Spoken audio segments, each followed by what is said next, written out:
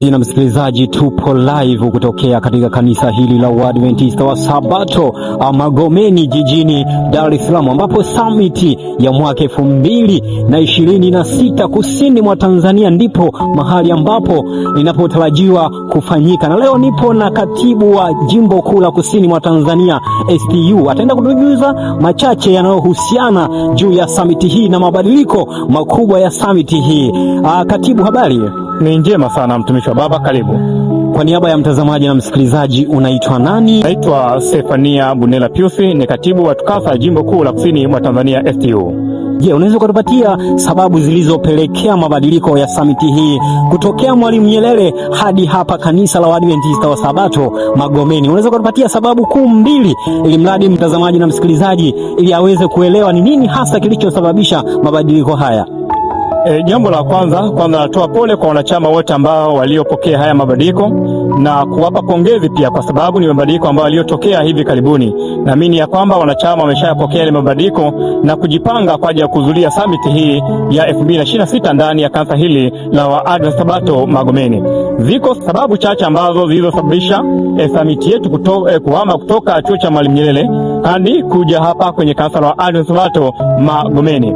Jambo la kwanza ni kutofautiana kwa ratiba ya mitihani kwa wanachama wanaopatikana ndani ya majimbo mbalimbali ndani ya TUCASA yetu hii jimbo kuu la TUCASA STU.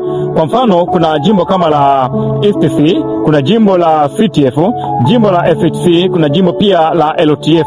Baadhi ya vyuo vingi vilikuwa vinaangukia kwenye mitihani kwa sababu ile tarehe ya kwanza iliyokuwa imepangwa ni tarehe 22 mpaka tarehe 28 mwezi huu wa 3 2026. Na hivyo basi vilio vya wanatukasa wengi wakadai ya kwamba angalau basi ili wanachama wote wahudhurie lazima hii tarehe ipandishwe kwenda mbele. Kwa hiyo lazimike ya kwamba kutoka tarehe 22 mwezi wa 3 mpaka tarehe 28 mwezi huu wa 3 2026 na kwenda tarehe 29 mwezi huu wa 3 2026 mpaka tarehe 4 mwezi wa 4 2026. Na baada ya mabadiliko ya tarehe tukapeleka kwenye management ya chuo cha Mwalimu Nyerere.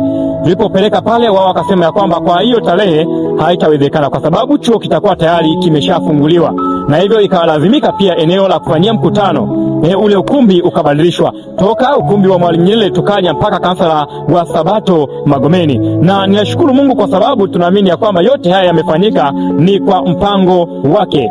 Ni tunaweza kujivunia kwa sababu mwaka jana mwezi wa 5 mahala hapa ndipo Danet event ilipofanikia. Watu wengi wa kimataifa walikuwa wanapokea mahubiri kutoka kwenye kanisa hili, na hivyo Mungu akasema kwamba na ninyi watoto wangu njooni kwenye kanisa hili mahala ambapo kuna ukumbi mkubwa, muweze kufurahia mema ya nchi, pia muweze kujifunza habari za Mungu wenu aliye juu mbinguni.